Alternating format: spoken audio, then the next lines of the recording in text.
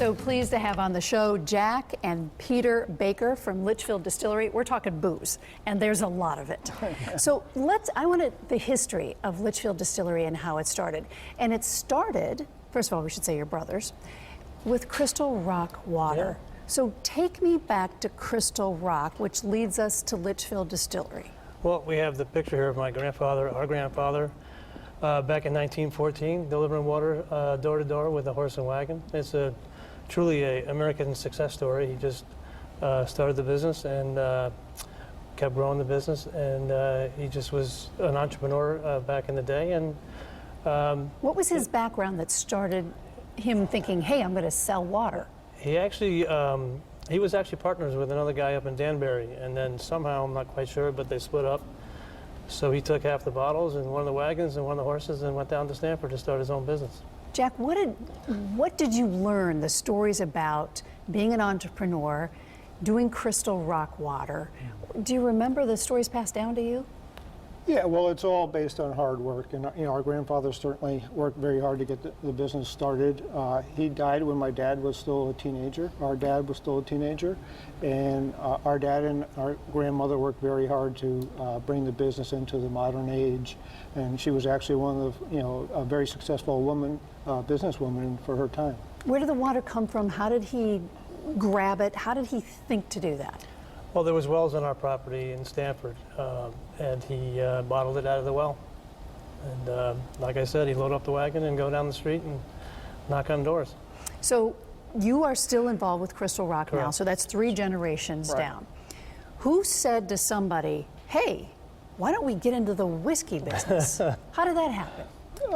We have another brother, David, who's full-time at the distillery. He was in between careers, and Peter and I are always looking to diversify, and we've done other small types of startups and things.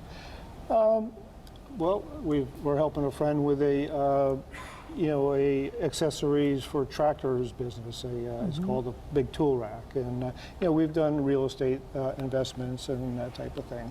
So anyway, our brother David was looking for another career. We had talked about different things, looked at franchises and some other things for us to diversify, and David to have something that he wanted to do. And we started looking at the craft spirit industry. Our skill set is in the beverage industry. We've all participated in different parts of the beverage industry. But not alcohol. This was new. Yeah, there's a learning curve to alcohol. There's no doubt about it. But as far as building out a plant and knowing a little bit about distribution, and just how to we grew up building a business that was scaling up all the time, and just knowing that the amount of hard work it takes to make something happen. All right, so somebody said to somebody then, maybe it was you, Peter, hey, we got to get a guy in here who knows how to do this. That was actually Jack, but he found So you have James. to defer again to him. Well, this is the important thing here. So where did you find him? Well, there's actually a distillers association called ADI, American Distillers Institute, and I put an ad on a forum, and James McCoy answered. James McCoy is from Vermont, but he studied in Scotland, correct? Yeah, he's got a master's in brewing and distilling from Heriot-Watt University in Scotland. He's got an undergraduate degree in food science from the University of Vermont, and he was born in Vermont.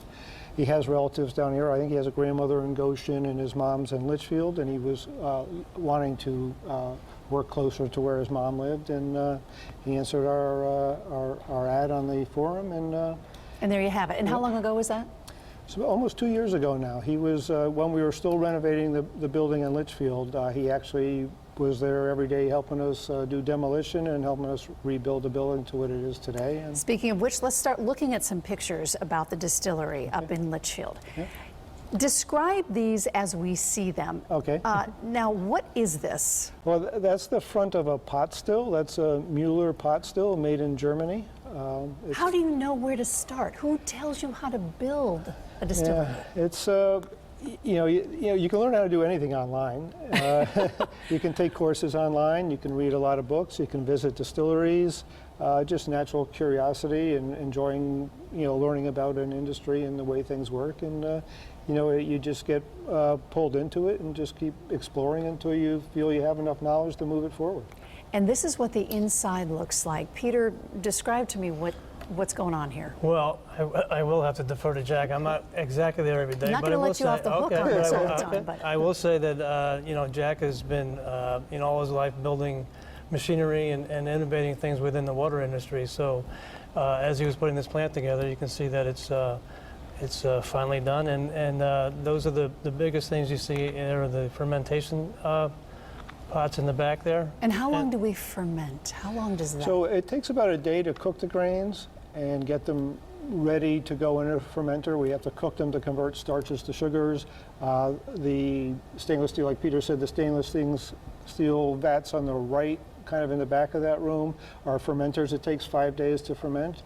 Looks so we like a have- mad scientist's place. I mean, the stuff is really, fun stuff to work with. People just love coming in and seeing all the shiny stainless and copper and all those things. Now we have the casks. So Yep. it does its thing, and it sits in this for how long? Yeah, well, it starts aging as soon as you put it in there. Bourbon, by definition, has to be aged in new American white oak charred barrels, and that's what those are. So it actually starts getting a lot of nice taste and color in the first 6 months or so, and we were selling a 6-month-old bourbon, and it was doing very well. Now our youngest bourbon is a little over a year old. We've been distilling a year from last December. So about 15 months now. Is this more fun than water? I'm just In a lot of guessing it ways, might be yeah. You certainly don't. You certainly care a little more if you spill some on the floor than a little more expensive. than when we're bottling water. Yeah. All right, and this is doing the bottling, I would Yeah, imagine. it's there's almost no automation. That's a semi-automatic filler. You put 4 bottles under, you hit the button, and it fills up 4 bottles. How many bottles do you do a year? I mean, you're just getting going, but Yeah,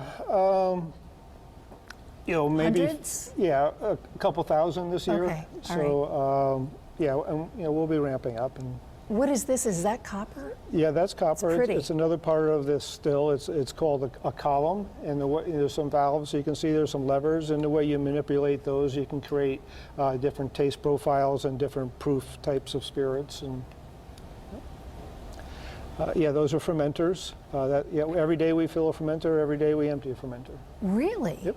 From sun up to sundown, and then is this tasting going on, and who is Well, this? that's James McCoy with a whiskey thief in his hand. And This is our distiller, right? Looks like, and I can tell from the barrel, he's actually tasting one of our new products coming out is a port cast finish, and we're doing some R&D there. That's James McCoy at work. All right, so we've walked through the plant a little bit. Now we have the real thing in front of us.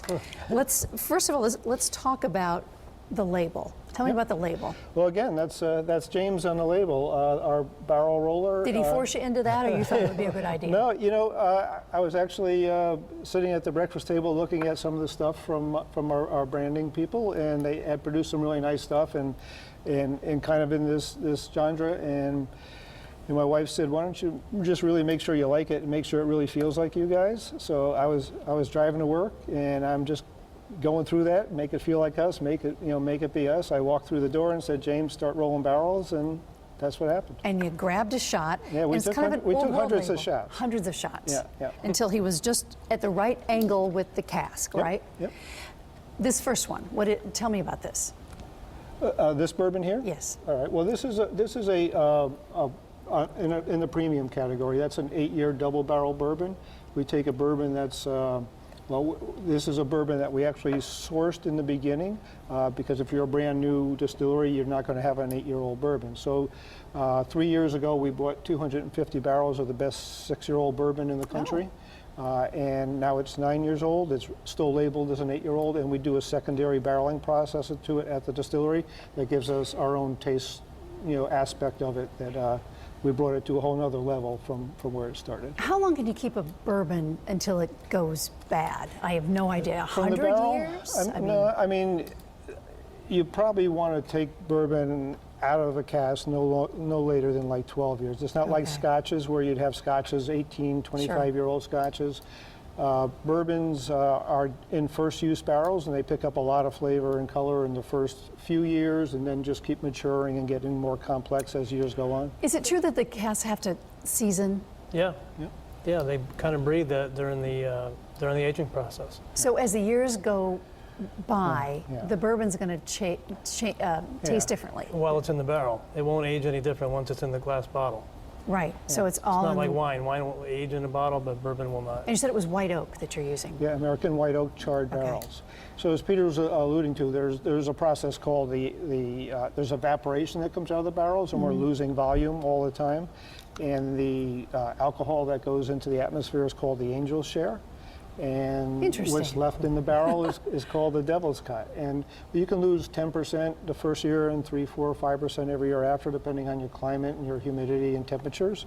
So over all those years, we're condensing more and more flavors into less and less liquid. So, Now you're also making a gin Yep. out of the same grains. Well, that gin is 90% Connecticut-grown corn and 10% barley. So it's basically a 90% Connecticut, Litchfield County product. We're getting our corn from Lion Rock Farm up in Sharon. I love this, the sharing of locally made things. Yep. Do you have tastings? I'm sure you do. We do. Saturdays gonna- and Sundays, Saturdays and Sundays, what times? 11 to 6. 11 to 6 on Saturdays and like 12 to 5 on Sundays. All right, also we have another bourbon. That's another bourbon. That's our 1-year-old bourbon right now. And that's, again, that's about 70% Connecticut corn, 25% Connecticut rye, and 5% barley. The only reason we're bringing barley in from New York State is that there's no malt houses in Connecticut right now, and the barley has to be malted. So you should build one of those There's an now. opportunity. There's all another- those entrepreneurs Fill listening the out there, vacuum, we fill need the we vacuum. need a malt house. I Right? think between all the new breweries and all the new distilleries popping up, that there's going to be a malt house in the next couple of years. But it's an expensive thing to do, and you really need a good customer base to do it. Yeah. Peter, surprises along the way as you started building this and getting this going? Things you Well- didn't think about, things that happened? Well, I mean, I don't know we had any real surprises. I mean, to me, I was a little more disconnected, so I had to catch up and learn from Well, you my were the water brothers. guy, right? I was the water guy. So, you know, I think that the surprise is that it has caught on as quickly as it has. You know, I thought that it was going to take a little more time to build the momentum that we've had in the stores and restaurants that carry our product. How many stores and restaurants? But our distributor is Slocum and Sons out of North Haven, Sure. and they've taken us into 350 locations. Well, that was fast. Yeah, and we're probably another 50 locations with the Wine Trust between the Boston and New York City markets. Are you in the rest of the country yet? Is that the Not idea? yet. But that's the idea. Maybe? Not necessarily. Okay. You know, we work really hard to source as locally as we can and use as many local people in everything we do. And we're not sure, you know, the world's ready for us at this point. There's Well, a lot of get them craft to still.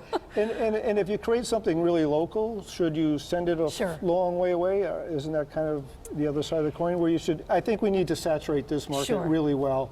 And as there becomes pull forward in other markets, we'll And see evaluate what those works. markets. Yeah. Well, it's become so popular that you now are coming out with 2 different things over here. So Right. describe both of these. Yep. And when do these hit the market? These are going to be released on May 1st. This is our vodka.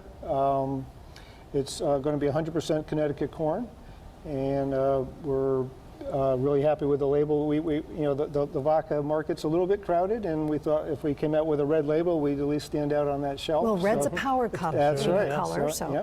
And you had demand for that, you said. Yeah, you know, initially when we started interviewing store owners, liquor store owners, and seeing where they thought there was an opportunity for us, they all said, you know, we have enough vodkas. Vodka's probably not what we'd be looking for.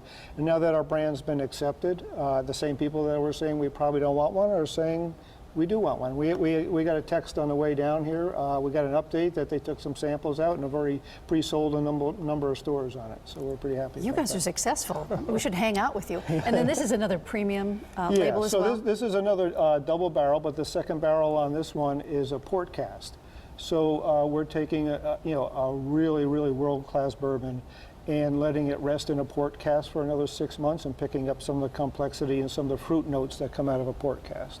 How much Crystal Rock water goes into all of this? I mean, you've got, give me like gallons, Well, yeah. hundreds. I mean, it's mostly water, so that's the base product. And if you're going to start out to make a quality product, you have to have quality base products that go into it. So, and our water obviously is a very high quality water. In your wildest imagination, if your grandfather were still with us, Yep. what would he think about this? You went from water to this. Well, unfortunately, we didn't really know our grandfather. As Jack said, he passed away when my dad was still in high school. So I think he'd be very proud of what we've accomplished. I think that he'd be proud of the legacy that he left and the work ethic that he instilled in our father that transferred to us, I think would make him very proud, and our grandmother as well, for that matter. Distillery big enough, or will it have to expand? Well, we were lucky to find a great building in Litchfield, and Litchfield was very welcoming to us, and we're looking forward to growing there. We're using maybe 30% of our space now, so we have, and we set the building up as we reconstructed it to at least double easily as far as production of the spirit. So we're in pretty good shape as far as our ability to scale up in that location. We were already talking on the way down about maybe an expansion based on some of the things we're working on. So You want to share that? no, just to make more room for the product. And how many folks are you employing? Well, right now there's my brother David and James McCoy are full-time, and Sure. there's a couple part-timers, there's some weekenders, and so it's not a huge amount of people that it takes to kind of watch pots boil all day long. I mean, there's Sure. always stuff to do and bottling to do and this and that. And on bottling days, we bring in more people. But I think we've had a big effect on the local economy. Using the trades. Our products are being sold by Connecticut salespeople. Our grains are, our agricultural impact in Litchfield County is huge. We're going through almost 1,000 pounds of grain a day in Litchfield County. That's amazing. And our tourism impact is, about Of 30% of the people that visit Litchfield Distillery came to Litchfield primarily to see the distillery. So we're pulling from Boston, New York City, Westchester, and there's distillery groupies, and they seek out new distilleries, and so those people visit us. We have lists of local restaurants and shops and other interesting things to see in Litchfield County, and so it seems to be a big benefit for everybody. Anything we can do to grow this state right now is terrific. Yeah. Are there other products that are coming beyond these 5? Well, you'll have to have us back on. Oh, is that a secret? But it's in this genre, we should say, they'll right? have alcohol in it. Yes. Okay. All right, the brothers Baker, Yep. Peter and Jack, thank you so much. All right, thank you. Great. You were going to say one more thing? Well, I would like to give a call out to the rest of the Connecticut distilleries. We're about Go to right ahead. Yeah, because that's going to help the whole state as well. We just had our first meeting a couple weeks ago with the guys that are out there and girls are out there that are distilling.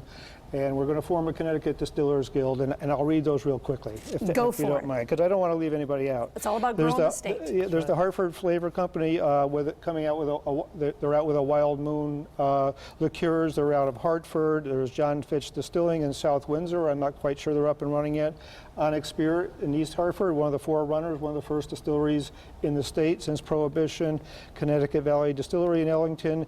Mine Hill Distillery, a good friend of mine, Elliot Davis, is starting one in Roxbury in an old train station in Roxbury. Waypoint Spirits is up and running in Bloomfield. Westford, another one of the first. They've been around about 15 years up in Ashford, producing great brandies. And there's going to be a new distillery in Bridgeport on Asylum Street called Asylum Distillery. So these guys have, sought out buildings that weren't being used and are now pulling from local agriculture products and creating tourism in their towns. We're becoming more and more of a fun state every day, aren't really we? are. Look at this. All right, Brothers Baker again, thank you. All right, Peter thank and you. Jack, Thanks. Litchfield Distillery. Good luck to you guys. Thank you very much. Thanks a lot.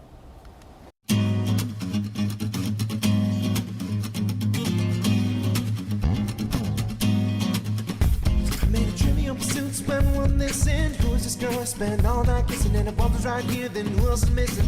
Got a little sidetracked if I'm a witch and I found the keys to the door, but it's also a metaphor. Need to keep locked in the grocery store of a mind. Just to save time, I'll skip right ahead to the last ride. The harder we